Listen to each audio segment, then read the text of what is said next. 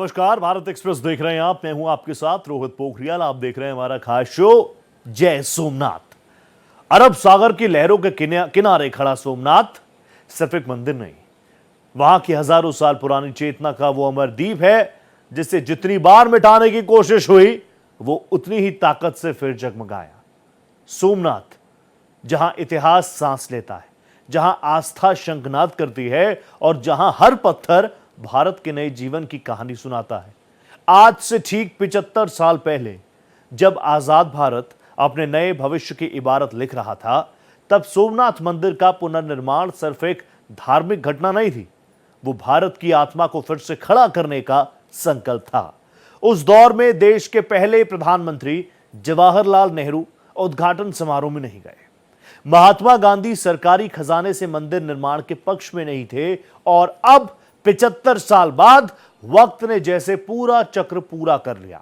प्रधानमंत्री नरेंद्र मोदी उसी सोमनाथ धाम पहुंचे जहां पहली बार मंदिर के शिखर का 11 पवित्र तीर्थों के जल से कुंभाभिषेक हुआ, जहां वैदिक मंत्रों की गूंज, घंटियों की ध्वनि, समुद्र की लहरों पर पड़ती आरती की रोशनी और आस्था का वो विराट दृश्य दिखाई दिया जिसने पूरे देश को भावुक कर दिया।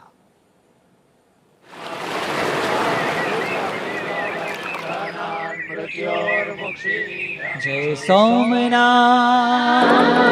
जय द्वारकेश, जय सोमनाथ, जय द्वारकेश, जय सोमनाथ, जय द्वारकेश, जय बोलो विश्वनाथ की। स्वर्ण अक्षरे लक्ष्य कवियों यश गाथा गुजरात। नया युग, एक अलग सोच की पहचान।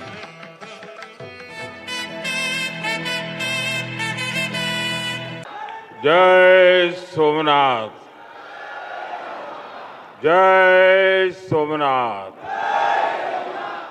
हर हर महादेव।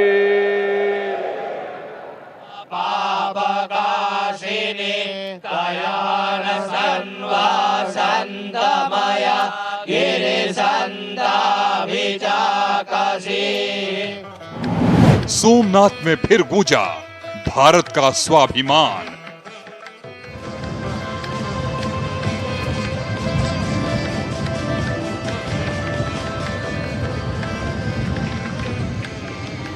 अगर 1947 में भारत आजाद हुआ था तो 1951 में सोमनाथ की प्राण प्रतिष्ठा ने भारत की स्वतंत्र चेतना का उद्घोष किया था। सोमनाथ से उठा सांस्कृतिक शंखनाद।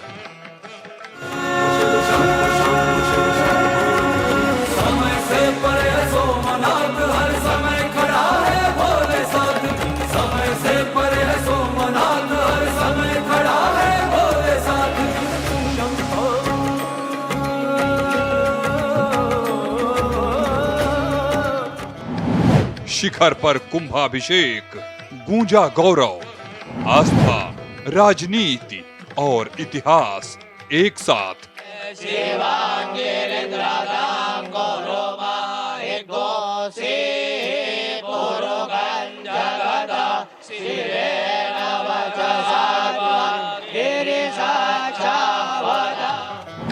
परंपरा के साथ मोदी का संदेश, 75 साल बाद नए रूप में सोमनाथ।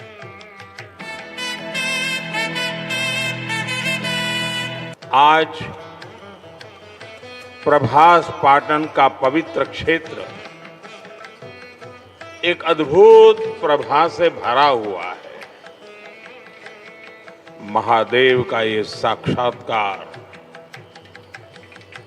ये सौंदर्य, धरती और आसमान से हुई पुष्प वर्षा, भगवा ध्वजों की यह आभा, कला, संगीत और नृत्य की अद्भुत प्रस्तुतियां, वेद मंत्रों का उच्चार, गर्भगृह में हो रहा शिव पंचाक्षरी का अखंड पाठ और इस सब के साथ साथ सागर की लहरों का जयघोष। ऐसा लग रहा है जैसे ये सृष्टि एक साथ बोल रही है, जय सोमनाथ, जय जय सोमनाथ।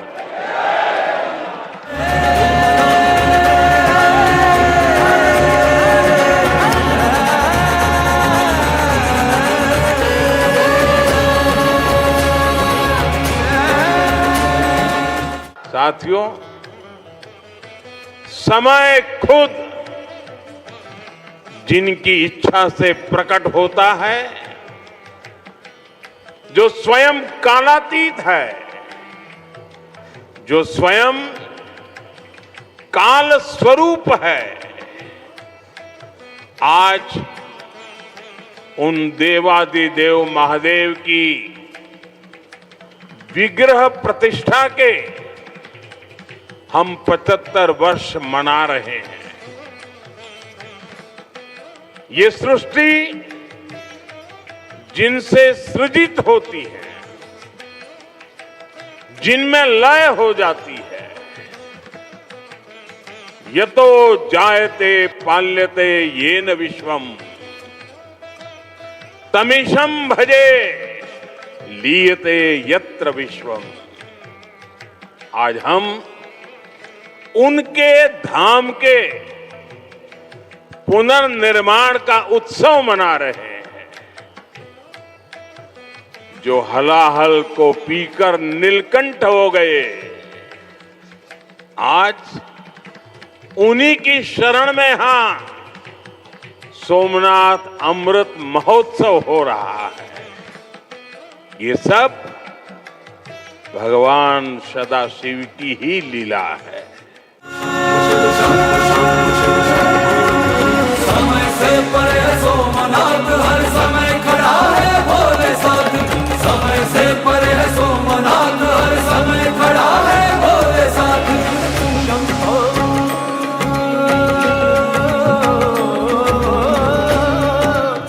अरब सागर की लहरें जब तट से टकराती हैं तो सिर्फ पानी नहीं लौटता, वो अपने साथ सदियों का इतिहास, टूटने और जुड़ने की कहानियां और आस्था की अनगिनत परतें लेकर लौटती हैं। उसी किनारे पर खड़ा है सोमनाथ।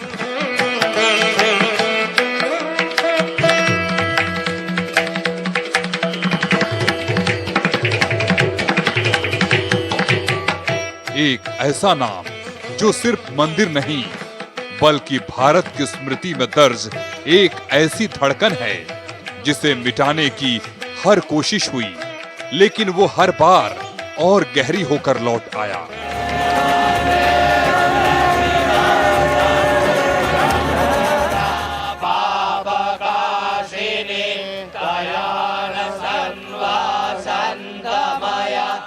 ये कहानी आज से नहीं शुरू होती, ये कहानी हजारों साल पुरानी है, जब भारत की सभ्यता अपने शिखर पर थी और मंदिर केवल पूजा स्थल नहीं बल्कि ज्ञान, संस्कृति और समाज के केंद्र हुआ करते थे। सोमनाथ उन्हीं में सबसे प्रमुख था। कहा जाता है ये मंदिर बार बार आक्रमणों का शिकार हुआ, बार बार लूटा गया, बार बार तोड़ा गया, लेकिन हर बार इस भूमि की आस्था ने इसे फिर से खड़ा किया। समय आगे बढ़ा, देश बदलता गया, युग बदलते गए और आखिरकार वो समय आया जब भारत ने लंबी गुलामी के बाद आजादी पाई। लेकिन आजादी के साथ केवल सत्ता नहीं बदली, सोच भी बदली और राष्ट्र निर्माण के रास्ते भी तय हो रहे थे। सोमनाथ को 12 प्रमुख ज्योतिर्लिंगों में पहला ज्योतिर्लिंग माना जाता है, जो कि गुजरात के गिर में स्थित है।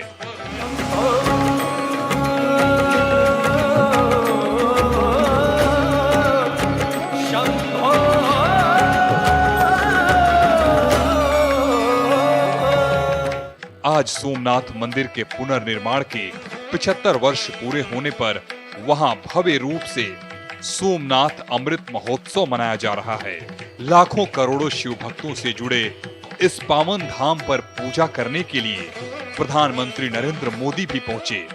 सोमनाथ अमृत महोत्सव की सबसे खास बात यहाँ पर किया जाने वाला कुंभाभिषेक है, जो यहाँ पर पहली बार किया गया।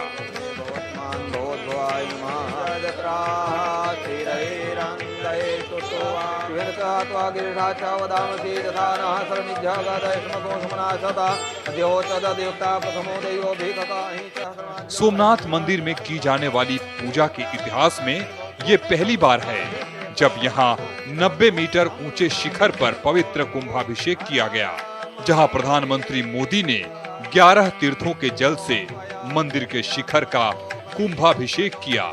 इसके साथ ही वो किस्सा भी चर्चा में आ गया जब देश के पहले प्रधानमंत्री पंडित नेहरू और देश के पहले राष्ट्रपति डॉक्टर राजेंद्र प्रसाद के बीच मंदिर को लेकर मतभेद पैदा हो गए थे। संसद से सड़क तक किस्से की चर्चा थी।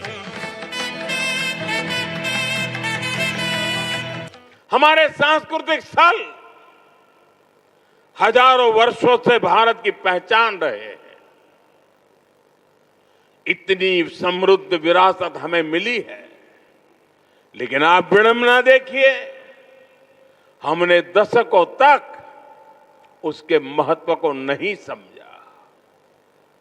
दुनिया में से कितने ही उदाहरण हैं जहां विदेशी हमलावरों ने राष्ट्रीय पहचान से जुड़े स्थलों को नष्ट किया, लेकिन जब उस देश के लोगों को मौका मिला, सबने साथ आकर अपनी पहचान को फिर से सहेजा, फिर से संवारा, पुनः प्रतिष्ठा की। लेकिन हमारे यहां राष्ट्रीय स्वाभिमान से जुड़े विषयों पर भी राजनीति होती रही। सोमनाथ खुद इसका सबसे बड़ा उदाहरण है। आजादी के बाद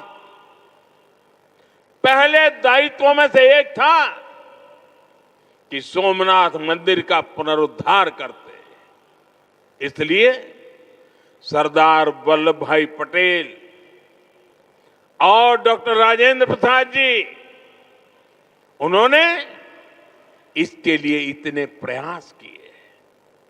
लेकिन हम सब जानते हैं, उन्हें इसके लिए नेहरू जी द्वारा कितना विरोध झेलना पड़ा था। मैं आज इसके विस्तार में नहीं जाऊंगा, लेकिन ये सरदार साहब की इच्छा शक्ति थी कि इतने विरोध के बावजूद सरदार साहब डिगे नहीं। सोमनाथ मंदिर का पुनर्निर्माण भी हुआ और देश ने सदियों के कलंक को भी धो दिया।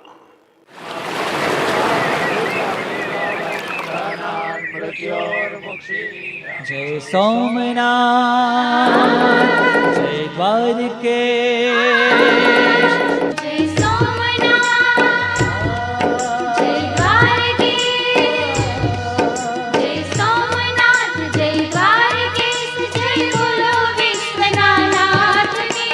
स्वर्ण अक्षरे लक्ष्य कवियो यश गाथा गुजरात।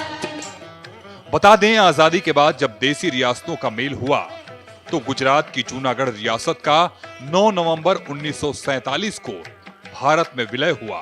इस रियासत के भीतर ही सोमनाथ मंदिर आता था। उसके तुरंत बाद तत्कालीन गृह मंत्री सरदार पटेल ने वहां का दौरा किया और जर्जर मंदिर के भीतर खड़े होकर समुद्र का पानी हाथ में लेकर इसके पुनर्निर्माण करने का ऐलान किया। लेकिन उसी समय देश के पहले प्रधानमंत्री जवाहरलाल नेहरू आधुनिक भारत के निर्माण में व्यस्त थे। उनका ध्यान उद्योग, विज्ञान, शिक्षा और प्रशासनिक ढांचे को मजबूत करने पर था। उनके नजरिए में एक आधुनिक, वैज्ञानिक और धर्मनिरपेक्ष भारत की कल्पना प्रमुख थी। सोमनाथ मंदिर के उद्घाटन के समय उनकी गैर मौजूदगी भी इतिहास में दर्ज हो गई। और समय के साथ ये गैर मौजूदगी एक चर्चा का मुद्दा बनती चली गई। वहीं महात्मा गांधी इससे सहमत थे। हालांकि उनका सुझाव था कि मंदिर निर्माण में सरकारी धन का उपयोग न किया जाए और पूरा कार्य जन सहयोग से संपन्न हो। पटेल ने गांधी की सलाह को स्वीकार किया। इसके बाद पुनरुद्धार समिति गठित हुई और सरदार पटेल ने अपने विश्वस्त सहयोगी कृषि मंत्री कन्हैयालाल माणिकलाल मुंशी को उसका अध्यक्ष बनाया। मुंशी केवल राजनेता ही नहीं बल्कि साहित्यकार, संस्कृति प्रेमी और भारतीय इतिहास बोध के शक्तिशाली समर्थक थे। उन्होंने सोमनाथ पुनर्निर्माण कार्यक्रम को राष्ट्रीय सम्मान से जोड़ दिया। जय सोमनाथ, जय सोमनाथ, हर हर महादेव।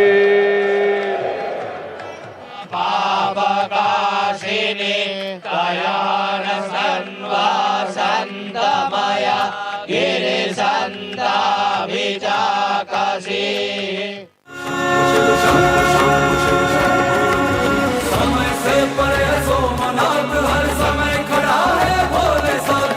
समय से परे है सोमनाथ, हर समय खड़ा है भोले साथ।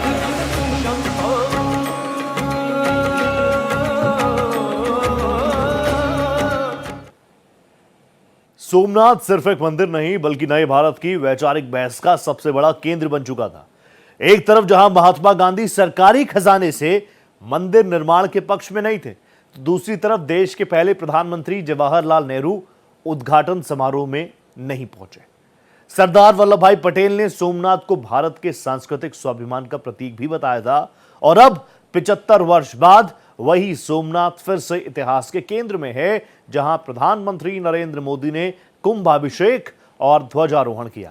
पहली बार मंदिर के शिखर का 11 तीर्थों के पवित्र जल से अभिषेक हुआ और फूलों की बारिश के बीच पूरा सोमनाथ धाम आस्था और भव्यता से जगमगा उठा।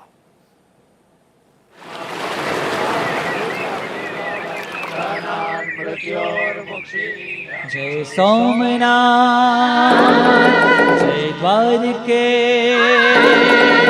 जय सोमनाथ, जय द्वारकेश। जय सोमनाथ, जय द्वारकेश। जय बोलो विश्वनाथ की। स्वर्ण अक्षरे रक्षे कवियो यश गाथा गुजरात। नेहरू का विरोध। के मुंशी ने अपनी किताब पिलग्रिमेज टू फ्रीडम में लिखा है कि 1951 में एक दिन पंडित नेहरू ने उन्हें बुलाया और कहा कि सोमनाथ मंदिर के पुनर्निर्माण कार्यक्रम से वो सहमत नहीं हैं, क्योंकि ये एक तरह से हिंदू पुनरुत्थानवाद है। उनकी असहमति इस बात से भी समझी जा सकती है कि प्राण प्रतिष्ठा कार्यक्रम के उद्घाटन के लिए जब उनको आमंत्रित किया गया तो उन्होंने वहां जाने से इनकार कर दिया। उन्होंने राष्ट्रपति डॉक्टर राजेंद्र प्रसाद से भी ऐसा करने का आग्रह किया, लेकिन राजेंद्र बाबू नहीं माने और वो 11 मई 1951 को उद्घाटन कार्यक्रम में पहुंचे। लेकिन इस पूरे परिदृश्य में एक और महत्वपूर्ण व्यक्तित्व मौजूद थे, जिसने सोमनाथ को केवल एक मंदिर नहीं बल्कि भारत की सांस्कृतिक आत्मा का पुनर्जागरण माना।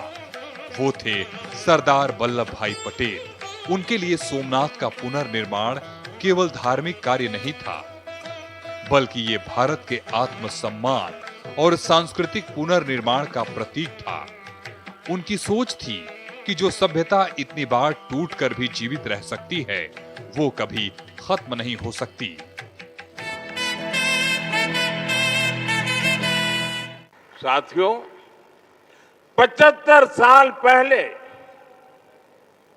आज के ही दिन सोमनाथ मंदिर की पुनर्स्थापना यह कोई साधारण अवसर नहीं था।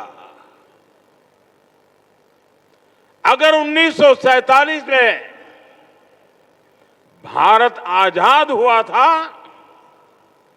तो 1951 में सोमनाथ की प्राण प्रतिष्ठा ने भारत की स्वतंत्र चेतना का उद्घोष किया था।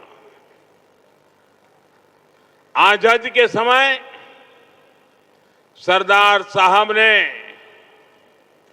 500 से ज्यादा रियासतों को जोड़कर एक भारत का आधुनिक स्वरूप गढ़ा था।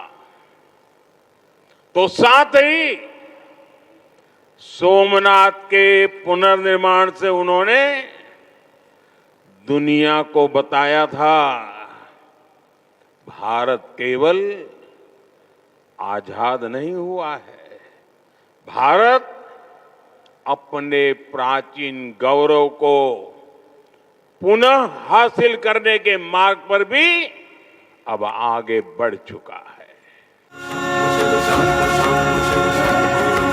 समय से परे है सोमनाथ, हर समय खड़ा है भोले साथ।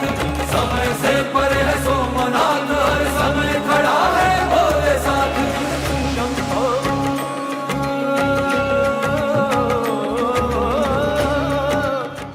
वहीं सोमनाथ मंदिर का पुनर्निर्माण आगे बढ़ा और उद्घाटन का दिन आया।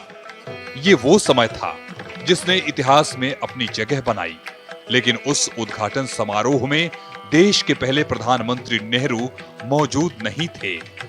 ये अनुपस्थिति उस समय एक सामान्य घटना हो सकती थी, लेकिन समय के साथ ये एक ऐतिहासिक चर्चा का मुद्दा बन गई। लोग इसे गैर मौजूदगी को अलग अलग नजरिए से देखने लगे। कुछ ने इसे तत्कालीन राजनीति का हिस्सा माना, तो कुछ ने इसे सांस्कृतिक दूरी के रूप में देखा। लेकिन समय बीतता गया और भारत ने कई बदलाव देखे, जिसमें आर्थिक प्रगति हुई, राजनीतिक व्यवस्था मजबूत हुई और समाज नए दौर में प्रवेश करता गया। लेकिन सोमनाथ की कहानी हमेशा जीवित रही। ये मंदिर केवल पत्थरों का ढांचा नहीं था, ये भारत की स्मृति का वो हिस्सा था जो हर पीढ़ी को अपनी जड़ों की याद दिलाता रहा। जिसमें फिर आया 75 साल बाद का वो ऐतिहासिक दिन जब प्रधानमंत्री नरेंद्र मोदी सोमनाथ धाम पहुंचते हैं, जिसमें ये केवल एक यात्रा नहीं थी, ये एक प्रतीकात्मक घटना बन गई। 75 वर्ष पहले जिस स्थान पर एक बहस शुरू हुई, उसी स्थान पर आज एक नई संस्कृति दिखाई दी, जिसमें इस बार सोमनाथ में एक ऐसा नजारा सामने आया जो पहले कभी नहीं हुआ था। मंदिर के शिखर को 11 पवित्र तीर्थों के जल से कुंभाभिषेक किया गया।